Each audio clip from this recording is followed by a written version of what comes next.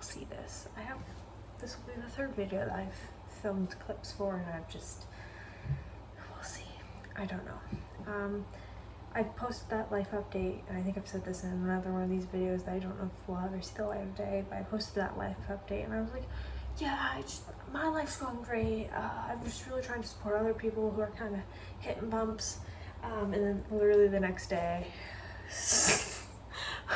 my life went, woo! Things are going okay now. Everything's okay. Life is just weird at the moment. I'm in a really weird place. I'm like half into one project, half out into another. School's coming up again, but not really. I'm moving, but I'm not. I'm a wee bit stressed. Needless to say, I have been just watching Sim videos. I have watched like 65 parts of Lil Simsy's 100 Baby Challenge in like 2 weeks. They are like 20 minutes to 30 minutes long. My partner pointed that out to me and did the math. Very rude of him. Anyway, moving on. I went to update my Goodreads to add some more books I had started. And I realized that I have like 8 books on the go, which is crazy. So I've decided this weekend, today's Thursday night, it's like 8 p.m. I'm gonna make some spaghetti. It's been so hot. It's been so hot everywhere, but in Atlantic Canada, it's been like 32, 33 degrees, like the past 3 days. And I'm literally in like this hospital like gown thing. Just let me live. But my partner is away until Monday, and I leave tomorrow afternoon. I might leave earlier, even though I don't really want to go any earlier, but I need to get ahead of the weather. Besides the point. But I'm away until Sunday morning, and I want to kind of dedicate the next few days to getting my current reading under control. I have 2 audiobooks on the go. I have 2 novels on the go. I have 1 poetry anthology. I have a middle grade. I have a whole bunch of stuff. I have a graphic novel. Actually, no, I don't have that on the go. But I do need to read the 2nd volume of Moss soon, because I'm out of renewals from my library. And anyway, so for my audiobooks, one of them is The Initial Insult, which I'm going to listen while I cook. But the 2 female voices are not different enough, and I hate the voice that does the cat. I was walking when I first started listening to this, and I was like, I did not see you coming. Where did you come from? So I requested that. I have 5 holds. This is another thing. I just placed a whole ton of holds for 2 poetry collections, 1 novella, 1 novel, The Initial Insult,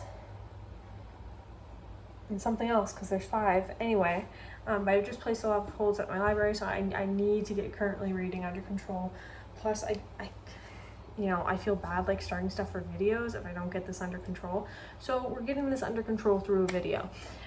If I could get this back down to like 3 books, that's normally what I try to be around. 4. I normally try to have a novel, a graphic novel, a classic, and a poetry collection or a short story collection or something else going on. And just that way I don't get bored of anything, because that's a big issue I have when I'm reading. And things like whatever I thought I read, because I'm like, okay, here's the time period, here's what we're gonna do, da da da da. Anyway, so I probably won't get any of those until Tuesday, any of the holds. So this weekend I'm using this to get it under wraps. Probably won't finish The Initial Insult, because that's coming in on I'll be able to read that physically. Anyway, the other one I have is Love and Courage by Jagmeet Singh, which I also have the physical copy of. But I just don't think autobiographies are for me, guys. Like, they're not my thing. Anywho, I'm going to cook dinner and listen to The Initial Insult. So, later, it's like 9:20, 9:30ish. Those past few clips didn't make sense, but yeah, I ended up making spaghetti because I wasn't hungry. I realized I had already ate dinner. But I did do some packing. I'm going home for the weekend, because it's my mother's birthday that just passed, and also I have some stuff I gotta pick up. I shouldn't complain, it's my passport. If you live in Canada, you know how bad the passport situation is. I actually got mine within 7 weeks. Editing Emma here. Emma did not get her passport. Emma got her old passport. Still no word on my new passport, which is strange because normally they send those out together, but whatever. We're just hoping they didn't lose it. Like just on the dot 7 weeks. So I'm happy. I should be grateful. I'm not complaining. But it went to my home post office, and it's a photo ID, so you need to show ID to get it. And it's not open on Saturdays, and I was planning on going down Saturday, and now I need to go down Friday midday in order to pick it up. And it's just really inconvenient, but it is what it is. Anywho, I listened to The Initial Insult. I'm at chapter 13, and stuff is heating up. I don't know if it's the way that no, it's not. It's the voice actor. If you're a femme presenting person, like, I know it's supposed to be really creepy, but it's like, imagine. No, that might just be a trauma thing. Like, genuine, I think it's just, it's I can't do the voice. So I'm really excited, and I think I'm going to enjoy reading it more, like being able to digest it, something, without pausing it. So I think I might hold off a little on listening to any more of that if I'm going to get in the book for like Tuesday. I just check what library it's actually at. I know it's not at mine, but as I'm leaving tomorrow, so I won't come in tomorrow either. I'll probably get Tuesday. Long story short. Anyway, I might hold off on that. So what I'm doing, I guess I should have explained that, was, well, not with The Initial Insult. They are really short chapters, and I was doing stuff, so I was just listening to that. But what I'm trying to do is, if I'm in the middle of like a chapter, either physically or in an audiobook, I'm trying to finish that and then do an additional chapter. I don't think I'm going to do that with all the physical books. I think I'm just going to try to finish my chapter. But I finished the chapter I was on and listened to the next chapter of Love and Courage by Jagmeet Singh. It's good. I really wish he had narrated it, but he has bigger things going on. The whole running a party thing that's going on. I do not think I would have been able to read this physically. I have an issue enough with nonfiction, let alone autobiographies. I don't think they're for me. If I want to find out, it's weird because I'm a history and political science major, so I'm interacting with journalism and obviously history, and then a lot of academic stuff just because I'm in university, and I can read that all day. But the idea of if I want to find out something about someone's life, I'm just gonna watch a video. But I'm enjoying it to the extent that I'm enjoying audiobooks, oh my god, autobiographies. I really like that he's connecting. Obviously he's talking about events that impact his life and his family's life, but I like how he's connecting it to a lot of broader things, especially his religion and stuff like that. So moving on, these are the books I have ongoing physically at the moment. Oh yeah, I also have it's a little romance short story collection. It's 20 pages that it's on my phone, although I guess I can read on my laptop too, but my laptop, lots of stuff going on. I'm gonna read that too, but obviously I can't film and read at the same time because we're filming on iPhone. Also, my air conditioner is probably really loud, but as I said, it's hot as heck. We don't swear on this channel. But these are the things that I've got going on. So let's explain some of this. Spiderwick number 4. I said I want to complete the series. I would like to get done this chapter. The first chapter. It's magical how he looks creepy. T, things are getting a little spooky, but this is my middle grade. I just looked. I think I have like 10 pages, but they're like children. It doesn't matter. And then I have about 4 pages left in the chapter. I had DNF'd this, or not DNF'd it, but I paused it. My brain's not working, and I read a little bit of this while I was out today. But I have about 4 pages left in the chapter, and I have 19 pages if I want to read the next chapter too. But we're in the dead set talking. I'm trying to get back into this. I would have to be like, wait, who's who? A lot of stuff. It's very fast, but also like very slow. Like there's a lot of, it's almost like, I don't know, kind of feels like my life, honestly. Like stuff's happening and they're not acknowledging it and they're just moving on to the next thing, but it's not necessarily happening super fast. Yeah. Then we have How to Kill Your Family, which I think I'm on chapter 2. But this is one of the in prison chapters. Yeah, I literally have 3 pages left in it. But the actual chapters are really long. This was like the end of the first chapter. If you've read it, you know what I'm saying. The next wave, I actually read a section from today already. But the next one is shorter formed poems, which I read rather quickly. So I might read this one as well. Who knows? As you know, my struggle. Can we calm down over there? As we know, my struggle with this anthology is massive.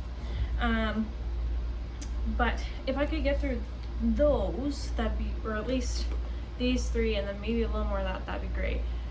Or I might concentrate on whatever. It doesn't matter. But also, so this is the Complete Moss, but I'm counting it as 2 separate books. Because I couldn't find this one on Goodreads, honestly.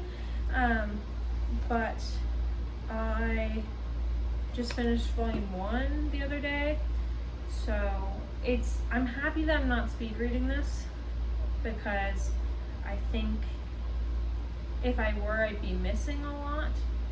Sorry, I'm like not in frame really. And I think, like, as someone who has interacted a fair bit with like World War II history and the Holocaust, and what I like to call like the humanitarian part of history, I really like, well, they don't like, but it's like what I'm interested in. I'm really interested in looking into what people's lives were like during historical events, and like me and my partner actually just got into a bit of an argument about it, of like historical materialism versus, you know, putting people in history. And I think, like, whenever you're interacting with media that is true stories, first of all, you should be approaching it with a lot of empathy. But I think in this particular case, I think it's helpful that it's not, so it's a guy writing about his dad who went through the camps, and I think because it's that removed perspective, it was able to be highlighted a lot more. Like, you know, you can parallel like what's going on in the present timeline and why that's happening with what went on while they were going through the war. And I think if I were rushing through this, I wouldn't have time to really, you know, dissect that and really approach this with like, you know, yes, he is being unreasonable in this current moment, but it's because of this, and the other characters are not acknowledging that, and that sort of thing. Also, like, the whole thing's a metaphor, like the imagery of the actual volumes or of the graphic novel are a metaphor. You know, Jewish people are depicted as mice or rats, vermin. The Germans are depicted as cats, trying to get rid of the vermin, and Polish people are depicted as pigs. And it's very much following the rhetoric that was used at the time to, you know, justify all these horrific things that were done, you know. And I think that is very, because this book focuses on what was happening to this one Jewish couple and their surrounding community, like their personal community. Whereas a lot of media, you know, fictional, non-fictional, that sort of thing, true story, historical event, focuses a lot on rhetoric and how the outside looking in was perceiving things, whether that be from a German perspective or whether that be from an Allied perspective. And I think not including that, like the actual political surroundings, except for glimpses of the characters trying to disguise themselves, is very powerful. And I think that it was a very smart choice in telling this story. Needless to say, I gave the first volume 5 stars. It's supposed to make you uncomfortable. It's always, every single sort of thing. Like, you should not be reading something about the Holocaust and feeling okay, you know? And I want to read the second volume. It's in here. I have this until the 9th of August, but I also don't want to, like, hang on to it because I want other people to have it available to them. And I feel guilty that I've had it for this long, but I also don't want to rush through it. So all this to say, I don't know if I'm going to start the second volume tonight. I would like to. I've been reading like 5 or 6 pages in each sitting, just because like I don't want to rush through this. And I did pick this up once they started to ban. And this is another thing, is particularly like why this book was banned. I think the fact that it's particularly not addressing the political atmosphere, like it's addressing like from a personal perspective, not from a political perspective. I think that's very interesting for the states, some states, to then go and ban it.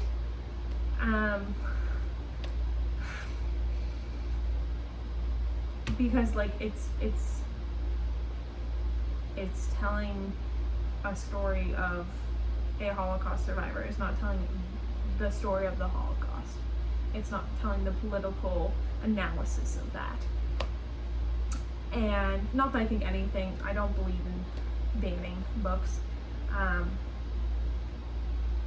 But I think, you know, if we take this outside of the book itself and we look at like the social implications of that, I think that, I have a thing for sociology if you can't tell. But I think that is both very interesting and very terrifying.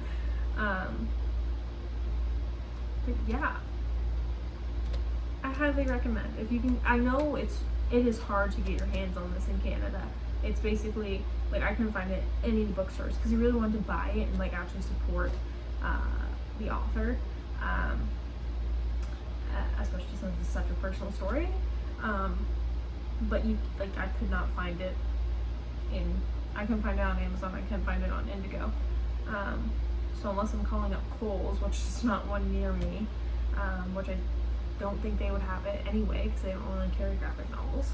Needless to say, this is very hard to find in Canada. And basically only from my library could I find it, which I'm happy that a public resource has it. But yeah, I think it's a book that people should read. Anyway, that being said, let's time lapse some reading for me, would we? So,